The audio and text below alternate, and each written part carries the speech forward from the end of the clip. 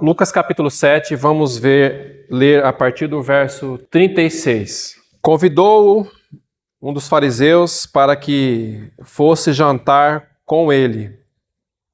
Jesus, entrando na casa do fariseu, tomou lugar à mesa. E eis que uma mulher da cidade, pecadora, sabendo que ele estava à mesa na casa do fariseu, levou um vaso de alabastro com unguento. E estando por detrás aos seus pés, chorando, regava com suas lágrimas e os enxugava com os próprios cabelos, e beijava-lhes os pés e os ungia com o unguento.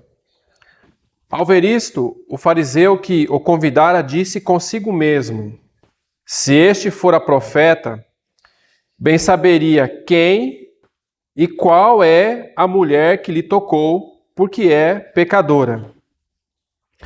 Dirigiu-se Jesus ao fariseu e lhe disse: Simão, uma coisa tenho a dizer-te. Ele respondeu: dize-a, mestre. Certo credor tinha 2 devedores. Um lhe devia 500 denários e outro 50. Não tendo nenhum dos 2 com o que pagar, perdoou-lhes a ambos.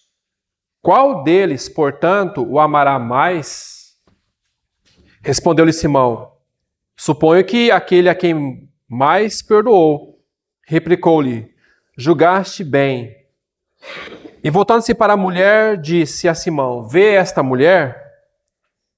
Entrei em tua casa, não me deste água para os pés. Esta, porém, regou os meus pés com lágrimas e os enxugou com os seus cabelos. Não me deste ósculo. Ela, entretanto, desde que entrei, não cessa de me beijar os pés. Não me ungiste a cabeça com óleo, mas esta com bálsamo ungiu os meus pés. Por isso te digo, perdoados lhe são os seus muitos pecados, porque ela muito amou. Mas aquele a quem pouco se perdoa, pouco ama. Então disse a mulher: perdoados são os teus pecados. Os que estavam com ele à mesa começaram a dizer entre si: quem é este que até perdoa pecados? Mas Jesus disse à mulher: a tua fé te salvou, vá-te em paz. Quando nós olhamos para esse texto aqui, nós temos que ver alguns detalhes importantes para nossas vidas aqui. Primeira coisa, certamente, quando lemos esse texto, nós vamos olhar para a mulher pecadora, porque é o que salta aos olhos aqui, inicialmente. Mas, irmãos, o Senhor aqui, na verdade, o que Ele está fazendo nesse texto? Ele está pegando a vida de uma mulher pecadora para salvar, através desta mulher, um fariseu religioso. Para salvar alguém que confiava em si mesmo. Para salvar alguém que confiava na sua justiça própria, que era este fariseu. Então aqui está o Senhor na casa deste fariseu. Mas um detalhe também que nós devemos olhar aqui, irmãos, é que o fariseu, ao convidar o nosso Senhor Jesus aqui, não estava convidando no sentido de lhe oferecer algo como um amigo. Na verdade, esse fariseu convida o Senhor Jesus aqui para ver se o Senhor Jesus caia em alguma coisa para que ele possa acusá-lo. Porque o Senhor Jesus, e o Evangelho de Marcos nos mostra muito isso, o Evangelho de Marcos mostra o nosso Senhor como servo, aqui no Evangelho de Lucas nos mostra o Senhor como filho do homem, mas principalmente o Evangelho de Marcos vai mostrar que o nosso Senhor Jesus foi aquele que veio para andar à época junto com, vamos colocar assim, os piores, os marginalizados, com aqueles que para os fariseus, para escribas, para os anciãos de Israel naquela época, eram considerados indignos. Tanto que se os irmãos olharem no verso 34 do capítulo 7, ele vai dizer assim, olha, veio o Filho do Homem comendo e bebendo, e dizeis, eis aí um glutão e bebedor de vinho, amigo, e esta é a palavra mesmo. Ele é amigo de publicanos e pecadores. São desses realmente que o Senhor veio para ser amigos, dos pecadores. Daqueles que realmente veem a necessidade de um Salvador. A necessidade de ter um amigo do qual ele possa contar e falar os seus mais íntimos segredos. Porque ele conhece o nosso coração. Ele conhece cada detalhe da nossa vida. Então ele verdadeiramente é o nosso amigo. Então ele veio justamente para esses pecadores e para ser amigo desses pecadores. Aqui está o nosso Senhor Jesus, diante desse fariseu hipócrita. Porque esse era um fariseu hipócrita. E, amados irmãos, nós vamos ver aqui que, ao olhar para essa mulher, uma pecadora, e a palavra pecadora aqui significa o sentido, para aquela época, era prostituta. E aos olhos daquela época, e não diferente hoje ainda, essa questão do pecado que salta aos olhos, né, que é o pecado aqui, vamos colocar aqui da prostituição, que é um pecado que salta aos olhos, condenável por muitas pessoas. Mas aqui, irmãos, o que nós podemos olhar não é a questão da prostituta aqui. Porque nós vamos ver no texto, e o texto vai nos mostrar isso, que ela reconheceu de que ela precisava de um Salvador. De que ela precisava se arrepender dos seus pecados. E ali estava alguém do qual ela podia assim, eu me arrependo porque eu sei que ele pode sim perdoar os meus pecados. Eu reconheço nele esse Salvador. Mas aqui nós temos diante de nós um fariseu que estava se vangloriando da sua justiça própria. E o pior pecado, irmãos, que existe não é o de prostituição. O pior pecado que existe aqui nesse cenário aqui é o da justiça própria. Dizer assim, eu não preciso de Deus.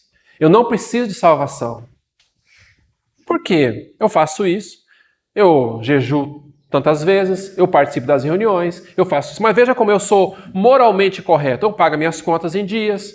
Olha como eu sou, eu nasci numa família boa, eu não mato, eu não roubo, eu não faço isso, não faço aquilo. Olha como a minha vida diante da sociedade é uma vida íntegra. Amém? Graças que você tem uma vida íntegra diante da sociedade. E esse é o papel realmente daqueles que são moralmente corretos, andar diante da sociedade. Só que não adianta ser moralmente correto diante da sociedade se você não entender que a sua justiça própria não te dá condição para você entrar no reino dos céus. A condição para entrar no reino dos céus é arrependei-vos. Essa é a condição. E aqui está esse fariseu que tinha nas suas atividades religiosas, no seu mérito moral, entendendo que poderia conquistar alguma coisa, alguma salvação. E podemos dizer assim, talvez, na linguagem aqui, que esse é um crime mais hediondo que existe. Porque você diz assim, eu não preciso de Salvador. Esse assim, eu não preciso de Cristo. Essa é a questão de que esse homem morreu por mim na cruz? Não. Eu tenho que fazer algo para me salvar. Não dependo desse sacrifício. Mas esta mulher vai mostrar assim que precisamos de um Salvador. É necessário entendermos que o homem precisa de um Salvador. E nós já falamos isso em outra oportunidade, se não me engano, quando estivemos aqui da última vez, da questão de que nós éramos por nascimento filhos da ira, filhos de Belial, filhos da desobediência. Aí Pedro vai falar em sua carta, na sua primeira carta, fala assim, agora como filhos da obediência, olha a transição aqui da nossa vida. Se antes nós éramos filhos da desobediência, conforme Efésios capítulo 2, agora Pedro vai nos falar assim, vocês agora como filhos da obediência, ande como filhos da obediência agora, em todo o vosso procedimento. E essa era a condição nossa, irmãos. Nós não podemos esquecer isso. Não podemos, irmãos. Esquecer realmente quem nós éramos e agora realmente quem nós somos. E nós então olhamos para esta mulher e esse fariseu convida Jesus para ir até a sua casa. Apenas para nós entendermos um pouco aqui da história, quando alguém importante era convidado para ir até a casa de um fariseu, à época lá em Israel, na época do nosso Senhor, essa casa ela era uma casa que ficava aberta para as pessoas irem até ela, porque os convidados estavam em uma mesa, e essa mesa era colocada como uma mesa de centro hoje, uma mesa de centro, e eles sentavam como? Eles colocavam os seus cotovelos e os seus pés ficavam virados para trás. Então, eles ficavam ali, aqueles convidados, na casa daquela pessoa do qual convidaram.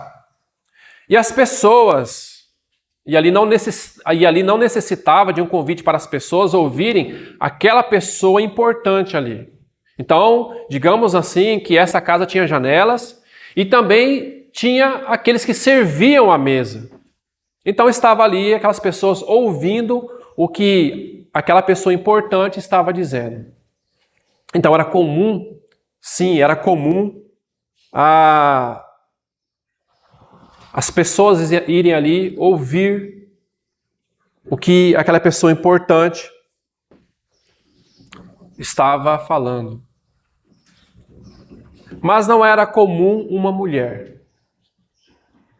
Não era comum uma mulher. E ainda mais uma mulher na condição desta mulher.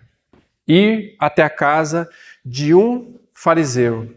Porque, irmãos, certamente o fariseu, ele tinha vamos colocar uma lista de pessoas que ele considerava os piores. Certamente tinha os ladrões, tinha os cobradores de impostos, uma série de pessoas que eles tinham restrições. E o interessante, irmãos, que aqueles que vivem na religião, que defendem a religião, eles fazem também as suas listas. Então eu falo assim, não, eu não quero ter comunhão com esses irmãos. Eu não quero ter comunhão com esse irmão, porque esse irmão é assim. Eu não quero ter comunhão com essa irmã, porque essa irmã é assim. Então nós temos que tomar o cuidado de nós não termos nossas listas também. De termos nossas listas baseado nas nossas justiça própria. De fazer restrições aonde o Senhor Jesus não coloca restrição. Às vezes nós colocamos restrição no nosso coração, que nem mesmo se fosse com nós, colocaríamos ou aceitaríamos que colocasse. Mas aqui está um fariseu que colocava restrição naquele grupo que poderia participar à mesa. E não era qualquer pessoa que ia até aquela mesa. Não. Não era, amados irmãos. E nesse tipo de ambiente também, iam as pessoas pobres. Para quê? Para que elas pudessem, ao término das refeições, elas poderem colher algum pouco de comida que caía daquela mesa. Essa era a condição ali. Só que o verso 37 vai nos dizer assim: e eis, muito interessante esse eis, né? Como que uma surpresa. E eis que a mulher da cidade, pecadora, sabendo,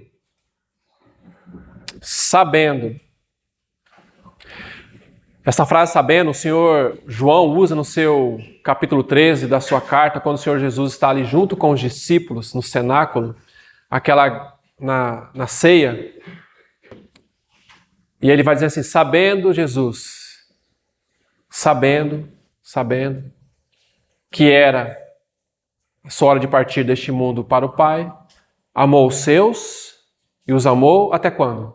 Os amou até o fim. Sabendo.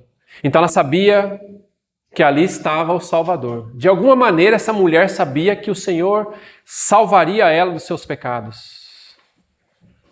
De alguma maneira, irmãos. E é de alguma maneira também que nós devemos entender que o Senhor é aquele que salva, ou que nos salva, e que nos perdoa os nossos pecados. É o Senhor. Então ela sabia que ele estava à mesa na casa do fariseu e levou um vaso de alabastro. Irmãos, essa mulher, certamente, todo mundo conhecia ela naquela cidade. Porque ela era uma prostituta. Todo mundo conhecia ela naquela cidade. Então ela tinha uma reputação. E uma reputação não muito boa. E o que ela trazia consigo? O verso 38, 37, diz assim: e levou um vaso de alabastro com unguento. Esse vaso de alabastro, ele era muito caro. Era algo preciosíssimo, algo muito caro. Esta mulher aqui não é a mesma que ungiu a cabeça de Jesus na casa do Simão leproso. Essa aqui é uma outra mulher. Não é a mesma. Não é aquela, não é Maria. Essa aqui é uma outra mulher.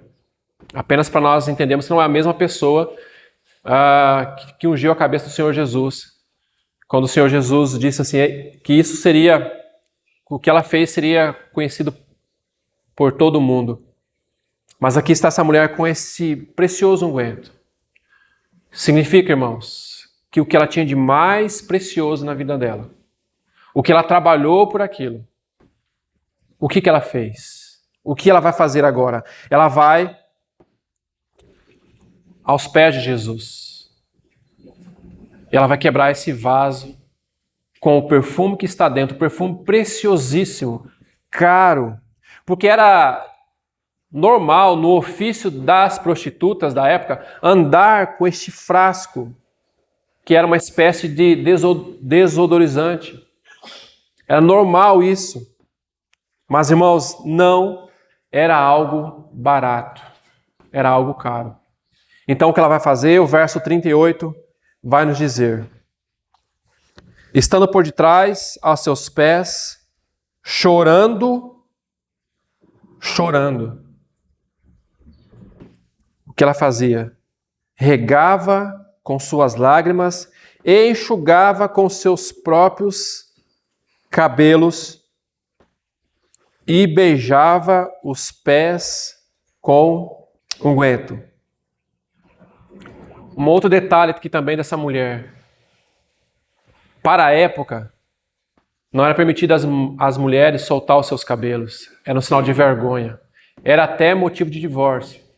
E essa mulher solta seus cabelos. Ela disse: eu não me importo com nada disso aqui. Não me importo para com as questões de vocês no que concerne a ordens, a questões humanas aqui. Eu estou reconhecendo que eu preciso de salvação e que aqui está alguém que pode me salvar. E ela faz algo. Ela começa a beijar os pés do nosso Senhor. Um sinal de humilhação. Um sinal de reconhecimento de que aquele era o Senhor. E certamente, o texto já nos diz isso. Havia 3 situações que, quando alguém era convidado, tinha que acontecer. Primeiro, tinha que ter uma vasilha com água para que aqueles que viessem à casa para estar nessa mesa pudessem lavar os pés. A segunda coisa era que o anfitrião receberia o seu convidado com um beijo, que é o ósculo. E a terceira coisa haveria como que uma queima de um pequeno incenso na sua cabeça. E o fariseu não fez nada disso. Ele não reconheceu o nosso Senhor. O nosso Senhor para ele naquele momento era mais um. Mas essa mulher não. Ela reconheceu o nosso Senhor. Ela deu honra ao nosso Senhor. E o que ela faz? Ela começa a beijar os pés. Certamente, irmãos, os pés do nosso Senhor ali estavam sujos. Mas ela beija os pés. Sinal de que ela estava dominada no seu coração. A partir do momento que ela começa a soltar as suas lágrimas, é como se o seu coração estivesse se derramando aos pés do nosso Senhor. Irmãos, há quanto tempo nós nos derramamos aos pés do Senhor? Há quanto tempo realmente nós reconhecemos o Senhor? Não apenas de falar, mas realmente reconhecer o nosso Senhor como aquele que é o único de nossas vidas, digno de estarmos aos pés, não somente nos momentos que estamos reunidos, mas todos os dias, aos pés do nosso Senhor, beijando os pés dele. Há quanto tempo, irmãos, nós não reconhecemos isso? Há quanto tempo nós não dizemos para o Senhor: Senhor, eu reconheço que eu sou um pecador e que eu necessito de Ti. E que eu preciso, a cada dia, ser conquistado por Ti, Senhor. Assim como o Senhor conquistou o coração desta mulher. O coração dessa mulher estava se derramando, mesmo diante do olhar de reprovação daqueles, certamente, que estavam à mesa. Exceto pelo nosso Senhor. Porque não era comum uma mulher ir até essa mesa, ainda mais se tratando de uma mulher prostituta. Não é verdade? Mas agora, ele olha para essa mulher, assolta seu cabelo, e acontece um detalhe aqui. Quando ela começa a beijar os pés do Senhor aqui, a mesma palavra beijando os pés aqui, é a mesma palavra daquele pai que, do capítulo 15 de Lucas, do filho pródigo. Quando ele vê o seu filho, o que ele faz? Ele vai de encontro, ele pega o seu filho, ele começa a abraçar, Lucas 15, 20, abraçando e o beijando, abraçando e o beijando. Porque agora aquele filho voltou para casa e aquele pai está feliz com o retorno do seu filho. É como se essa mulher, dizendo, ao beijar os pés do nosso Senhor, ela pudesse pensar assim: eu encontrei a minha casa. A minha alma encontrou descanso. Eu encontrei o caminho da salvação. Agora o meu coração está tranquilo, porque eu voltei também para a casa do Pai. Uma vida toda longe do Senhor. Mas agora ela reconhece que ela encontrou a casa do Pai. E agora ela encontrou que mesmo diante daqueles fariseus hipócritas, ela não levou isso em conta. O que significa isso para nossas vidas? Significa, irmãos, que na nossa jornada com o Senhor, nós vamos ter que deixar as críticas de lado e avançar. Nós vamos ter que deixar a opinião pública, a opinião social, o nosso grupo social, o nosso grupo familiar e muitas coisas para avançarmos com o Senhor. É isso que significa para nós. O arrependimento, segundo o mundo, produz morte. Mas o arrependimento, segundo Deus, ainda que produza tristeza, ele produz vida. Muitas vezes o Senhor nos leva a um arrependimento na nossa vida, a quebrar laços sociais, laços afetivos na nossa sociedade, no nosso rol, porque Ele quer avançar na nossa vida. E certamente, irmãos, ser um cristão genuíno neste tempo do fim, realmente, temos um testemunho diante do Senhor, realmente nos custará muito. Nos custará muito, irmãos. Não custará pouco. Mas a questão é, a quem nós vamos dar realmente a devida honra? A quem realmente nós vamos dar devido valor? Aquela sociedade ou aquele grupo, ou nós vamos dar o devido valor e honra ao nosso Senhor? Para aquele que nos chamou para o seu reino e para a sua glória. É aí que nós precisamos decidir. E essa mulher decidiu lutar, vamos colocar aqui, a ponto até mesmo de ser apedrejada, porque os irmãos muito bem sabem que um dos castigos à época era o apedrejamento. Lembra-se daquela cena da mulher adulta de João 8? Aqueles anciãos, Senhor, nós pegamos essa mulher aqui em adultério. Na lei, Moisés manda fazer isso. E o Senhor? E o Senhor, o nosso Senhor, amável como Ele é, que olha para o pecador, Ele olha para o pecador. Interessante, né, irmãos? É muito interessante isso. Porque quando nós olhamos muitas vezes para alguns irmãos, nós olhamos para o pecado do irmão. Nós não olhamos para o pecador que é o irmão. Nós olhamos para aquele pecado específico. Mas o nosso Senhor, Ele olha para o pecador, porque Ele sabe que o pecado é perdoado e o pecador é ganho. Que possamos aprender com o nosso Senhor a olhar com os olhos de compaixão, a olhar com os olhos de amor, a olhar como Ele olha para nós, a olhar assim como ele olhou para essa mulher, assim como ele olhou para aquela pecadora de João 8. Onde estão os teus acusadores? Nós muitas vezes, no corpo de Cristo, nós temos pedras nas mãos, em vez de termos abraços abertos para nossos irmãos. Somos pedras. Nós deveríamos ter abraços abertos. Em nenhum versículo da Bíblia diz que nós devemos nos cingir de pedras. Mas pelo contrário, Colossenses vai dizer assim, revesti-vos, pois, como eleito de Deus. De quê? De pedras? De críticas? De apontamento de dedos? Não. Revesti-vos de quê? De ternos afetos de misericórdia. Misericórdia. Nós gostamos muito que o Senhor seja misericordioso conosco, né? Mas quando nos tratamos dos nossos irmãos, aqueles que estão ao nosso lado, nós gostamos de usar outras linguagens, outros tipos de tratamento, mas conosco não. Conosco nós queremos que o Senhor use de misericórdia, de graça, mas quando é com os outros, parece que nós estamos com pedras nas mãos. E aqui estava esta mulher, mesmo diante de um apedrejamento, ela reconheceu, Senhor, eu preciso de salvação. Eu preciso reconhecer os meus pecados. Uma vida toda em pecado, irmãos. Uma vida toda difícil, complicada. Certamente o coração dessa mulher doía muito. Nós somos por natureza filhos da ira. Nós somos por natureza pecadores. Mas, irmãos, quando realmente nós sentimos o que é o pecado, nós queremos realmente morrer.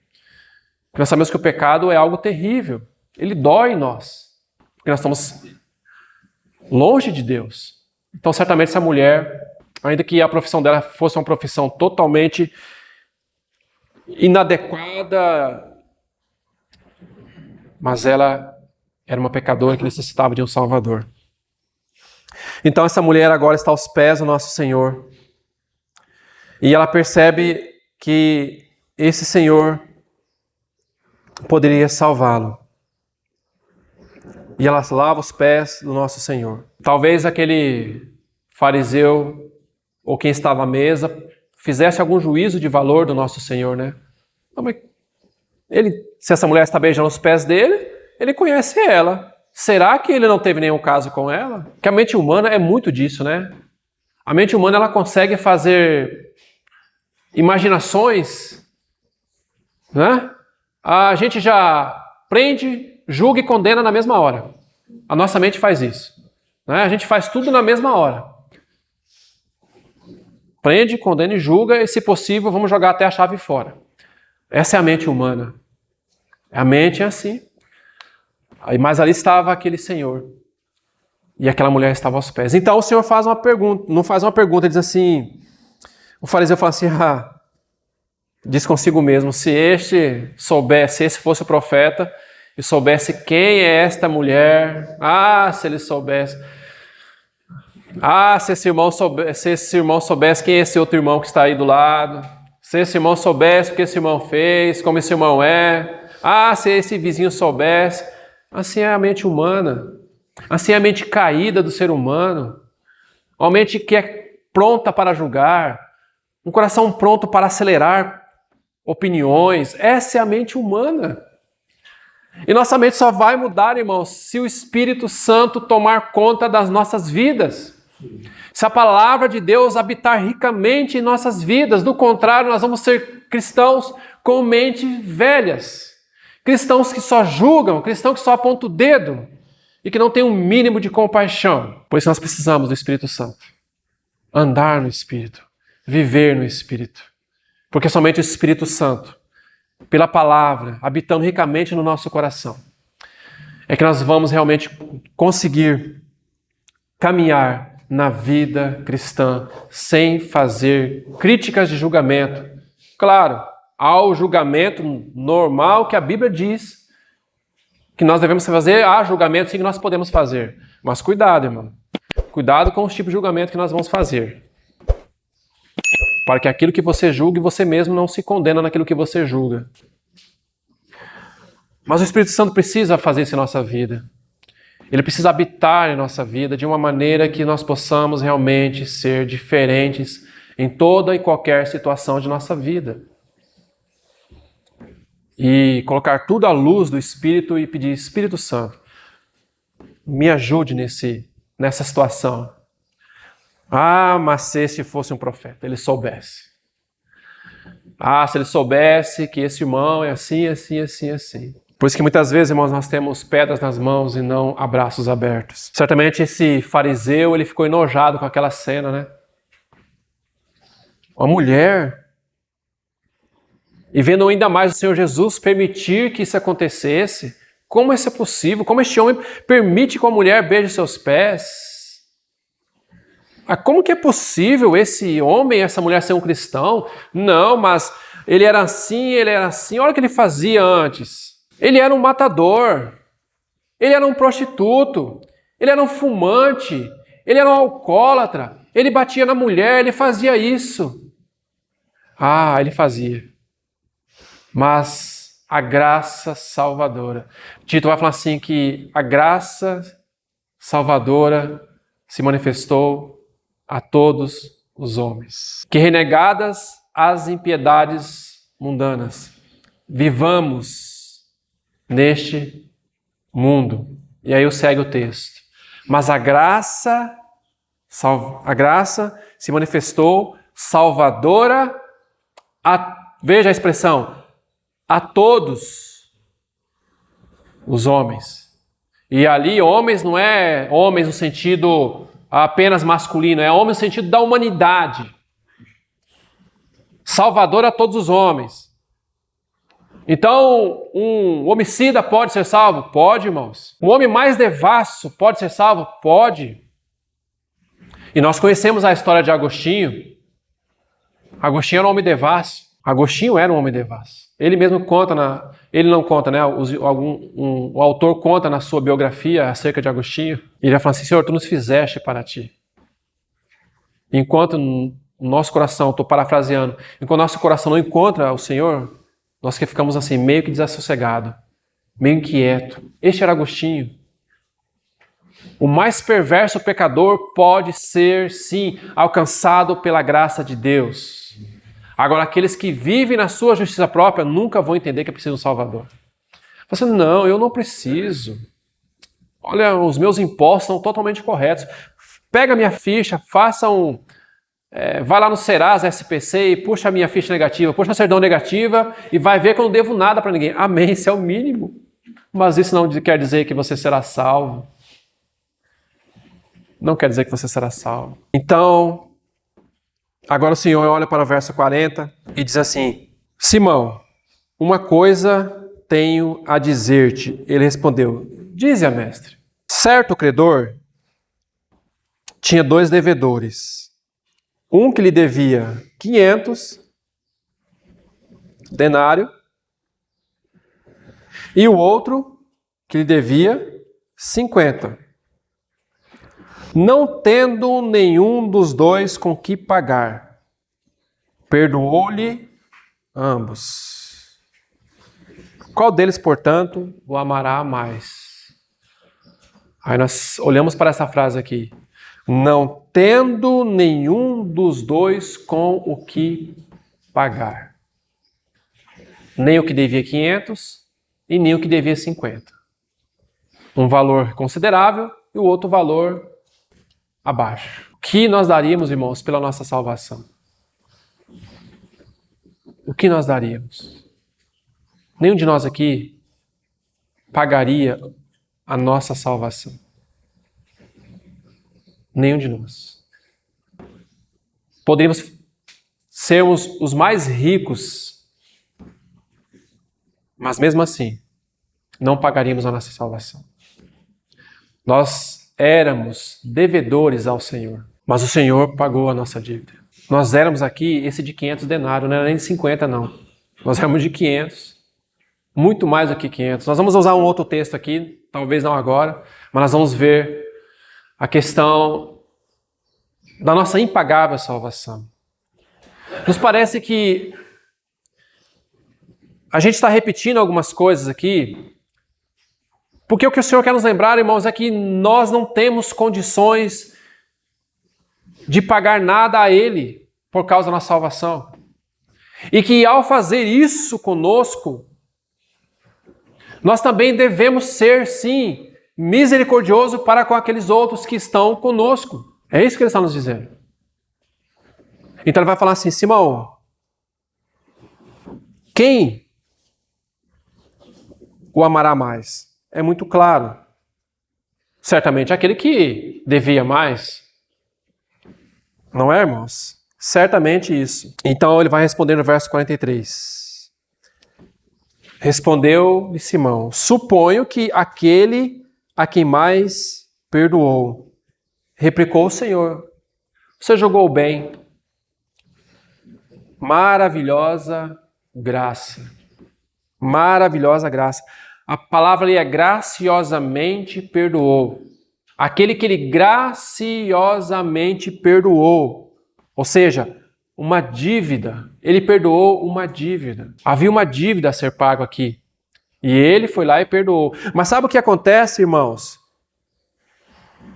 Quando alguém perdoa uma dívida, a dívida, ela deixa de existir para aquele que devia, certo? Mas para aquele que ficou sem receber, vamos dizer assim, ele ficou no prejuízo. Eu estou falando de forma comercial. Ele ficou com aquela dívida para ele. Ele perdoou, mas ele ficou com a dívida. O que o Senhor fez para conosco? Abra, por favor, Colossenses 2,13. Olha o que o Senhor fez. E quando vocês estavam mortos nos seus pecados e na incircuncisão da carne, Ele lhes deu vida juntamente com Cristo, perdoando todos os nossos pecados. Mas por que nós, então, estamos falando desse texto? Mas nós não já somos salvos, Miguel? Nós somos salvos, mas nós temos que recordar o que realmente o Senhor fez por nós, irmãos. Porque aí nós vamos lembrar de Filemão, capítulo 1, verso 18, em que Paulo fala para Filemão: Filemão, se Onésimo,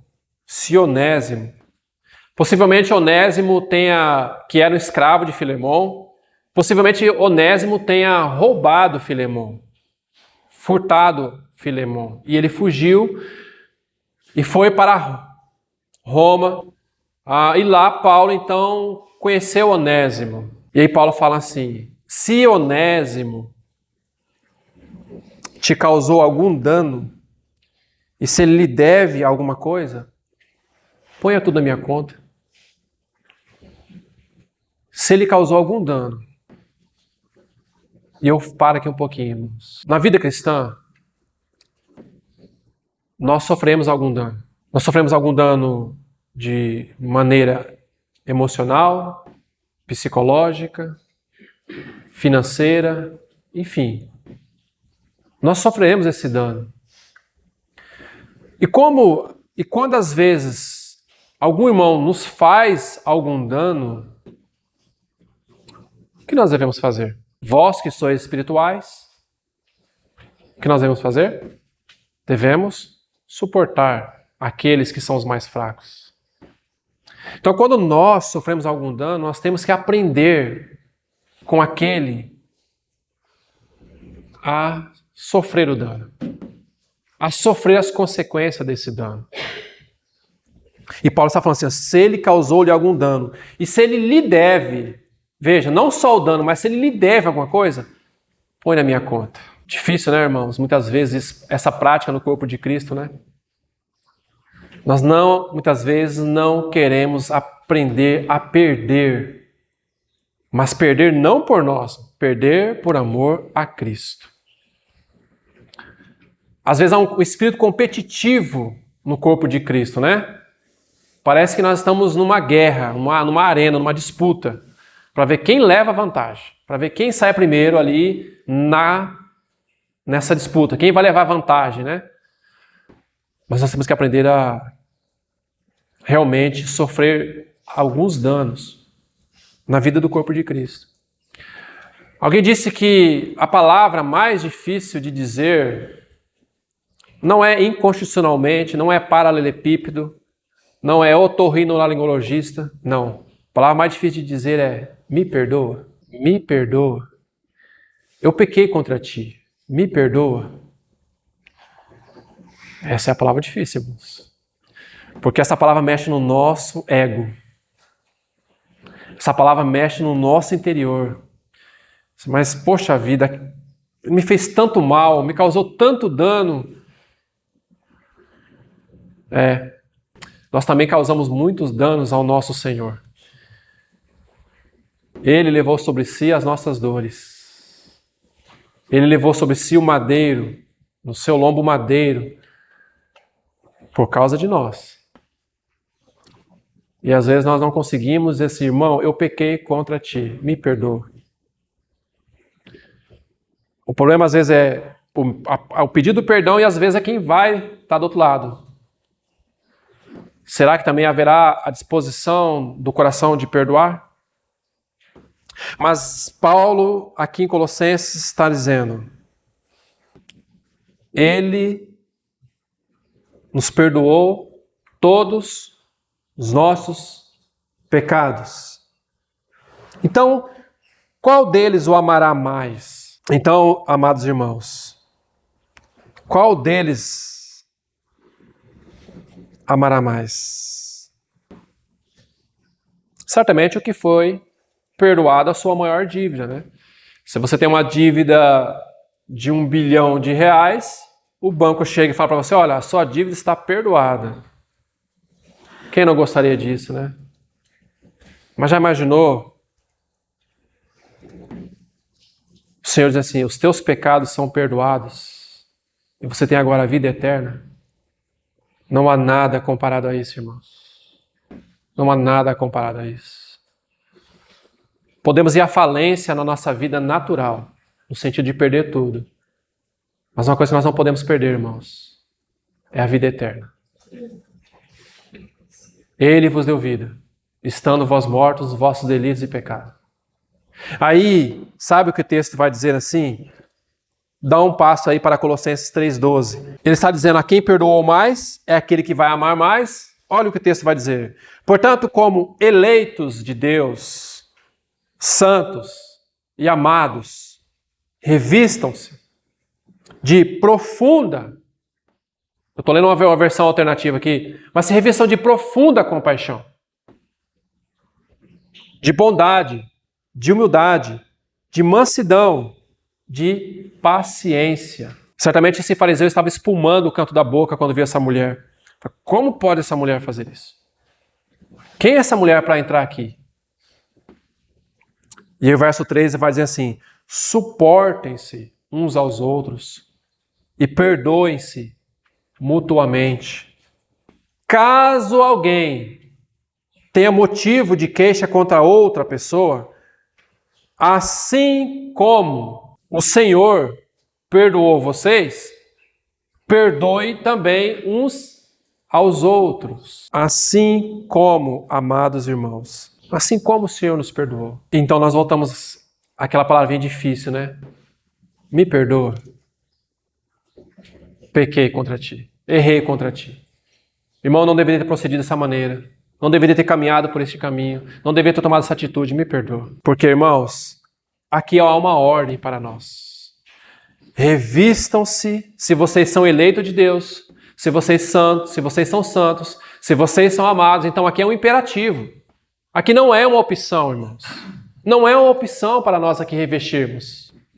Nós não podemos ser como fariseus. Como esse fariseu que religiosamente estava correto. Observava tudo o que a lei dizia.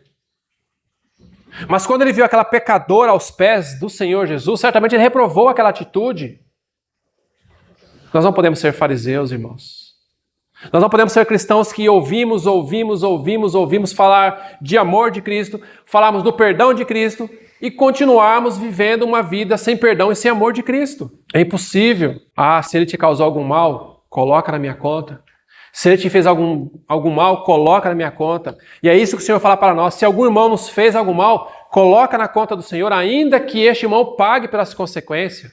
Eu estou colocando irmão aqui no sentido da palavra, no modo geral. Não estou necessariamente colocando especificamente ninguém, não. Eu estou colocando no sentido literal da palavra. Irmãos, se algum irmão nos fez algum tipo de dano, vamos aos pés do Senhor e dizer, Senhor, não tem como mais, eu vou colocar os teus pés e vou pedir condições para caminhar com este irmão. Nós não podemos correr o risco, irmãos, de termos uma boa doutrina, de termos uma liturgia correta, mas não temos um coração perfurado pela palavra de Deus. Nós precisamos viver aquilo que pregamos. Nós precisamos viver aquilo que ouvimos. Nós precisamos viver, irmãos. Então, ele está dizendo assim, ó, vocês precisam se revestir de uma profunda compaixão. O Senhor se revestiu por nós de uma profunda compaixão. O Senhor olhou para nós com uma profunda compaixão. O Senhor olhou para nós com uma profunda bondade. O Senhor olhou para nós com uma profunda mansidão. E se você não tem experimentado esse amor de Cristo por tua vida, comece a ler, a meditar na sua palavra. E você vai ver o quanto o Senhor, o nosso Senhor, amava andar com aqueles piores, com os pecadores, com as prostitutas, com os leprosos, com os bêbados. Era com esses que o Senhor gostava de estar. Quando o Senhor estava em Jerusalém, para onde que ele ia? Ele permanecia em Jerusalém onde estava o templo? Não, ele iria para Betânia. Ele iria para Betânia, porque ele gostava de estar onde realmente a vida poderia ser manifestada. No coração desse fariseu aqui, a vida não ia ser manifestada, porque ele era um religioso. O Senhor não nos chama para ser religioso. O Senhor nos chama para sermos cheios de profunda compaixão. O Senhor nos chama para sermos suporte. O Senhor nos chama para perdoarmos mutuamente. Por quê? Se temos queixa contra alguém, nós temos que perdoar uns aos outros. Assim como o Senhor nos perdoou. Ele nos perdoou, irmãos. E o amor de Cristo, ele não é só vertical, ele é horizontal. Por isso que é uma cruz. Vertical e horizontal. Ele tanto é assim, mas ele é assim. Este é o amor de Cristo. O nosso amor, o amor de Cristo não é somente para com ele, é para com ele e para com o seu corpo. E qual é, então, amados irmãos, o princípio aqui? Qual é o princípio colocado aqui? O princípio é um grande amor vem de um grande perdão. Um grande amor vem de um grande perdão. Nós só amamos o Senhor porque Ele nos amou primeiro. E nós só podemos amar uns aos outros porque o amor de Cristo foi derramado nos nossos corações pelo Espírito Santo que nos foi dado.